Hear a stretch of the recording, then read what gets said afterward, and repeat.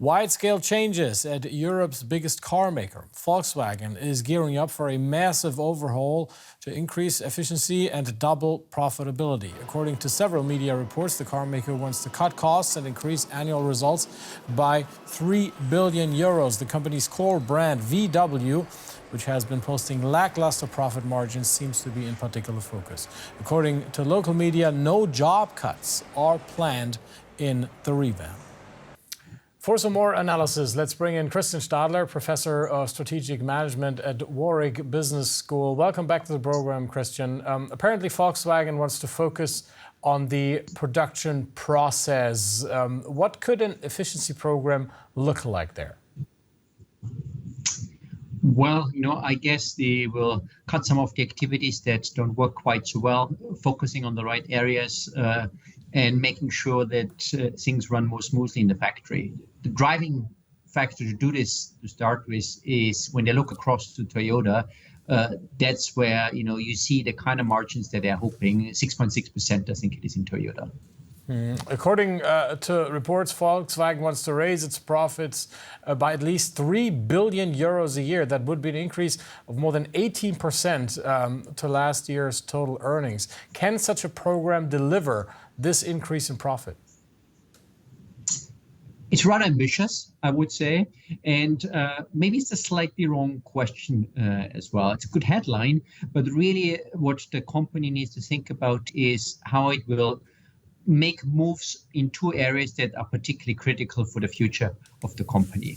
One is biggest market being China. You see clearly some political troubles in engaging when you think about wider sort of engagement with the West and China. That's a big question, how this will be handled.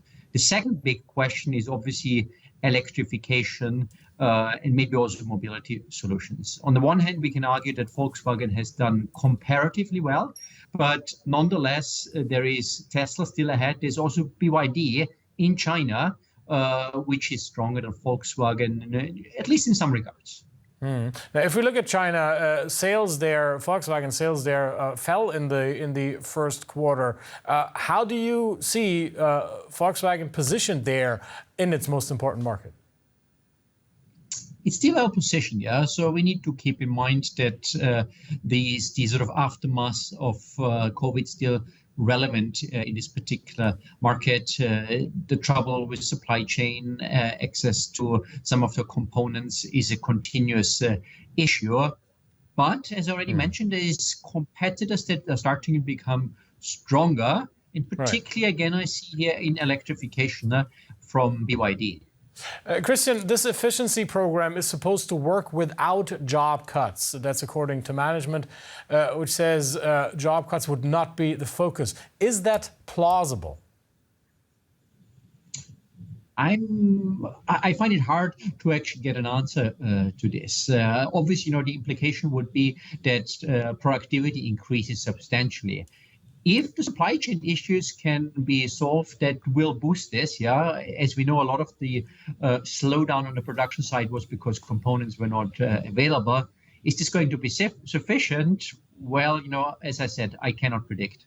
VW is Volkswagen's core brand. It employs 120,000 people in Germany, and with 4.5 million units delivered, it provided half of Volkswagen sales lately. What does it mean for a corporation if it needs to lay hands on such an important part of the brand?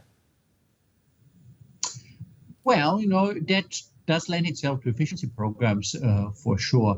And they are particularly focused here on the margin, where you see the operating margins in Porsche, which they own as well, is close to 20%. Yeah, so far above this. Now, obviously, one is a mass market producer, the other one more niche and up market. That's not quite comparable, but I can see the motivation to get stronger in the mass market as well.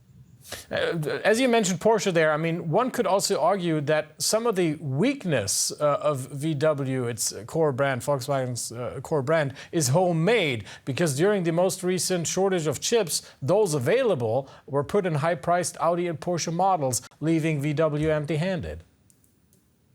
Of course, but that's clever. In the end, this is the way where you make more money. We see that in all sorts of areas, even beyond the car industry. Yeah? If you've gone to a bike shop in recent years, you will find e-bikes, but you will not find conventional bikes so easily because whatever shipping capacity was available during COVID was spent on the more high margin product. So you're right. Yeah, that of course makes the problem bigger for the core brand Volkswagen, but nonetheless, it was the right decision to do it this way. You mentioned obviously that Volkswagen is seeing massive competition from Tesla. Now, when it comes to electric mobility, German car makers were behind the curve for quite a while. They did catch up some. Where do you see Volkswagen positioned now compared to a big rival like Tesla, for example? I think the head of technology in Volkswagen himself had a very nice comparison for this, or a nice sort of metaphor for that. He was saying that we are racing fast, but the other one started 50 meters ahead of us. So in other words, I think Volkswagen is moving in the right direction, and maybe faster so than other German car makers, but they've also lost some time if I compare them now to Tesla, if I compare them to BYD as well. And obviously Volkswagen, BYD, Tesla trying to get customers on the highly important Chinese market now. Volkswagen reportedly wants to work together with Chinese tech firms like Huawei to provide software for its electric vehicle fleet in China. What's your take on that? So that becomes really interesting when I go back to a point I made earlier in the conversation, that the political dimension of China is becoming more complex. Just sort of 10, 15 years ago, I think the tensions between China and the Western world were much less pronounced. Hard to see where this exactly is going, but certainly could add complications with Huawei in particular, when we think how they were in the media when we talked about 5G implementation in Western countries.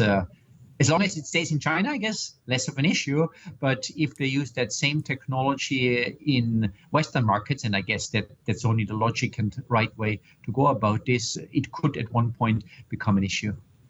Christian Stadler, Professor of Strategic Management at Warwick Business School. As always, thank you for your insights. My pleasure. Thank you very much.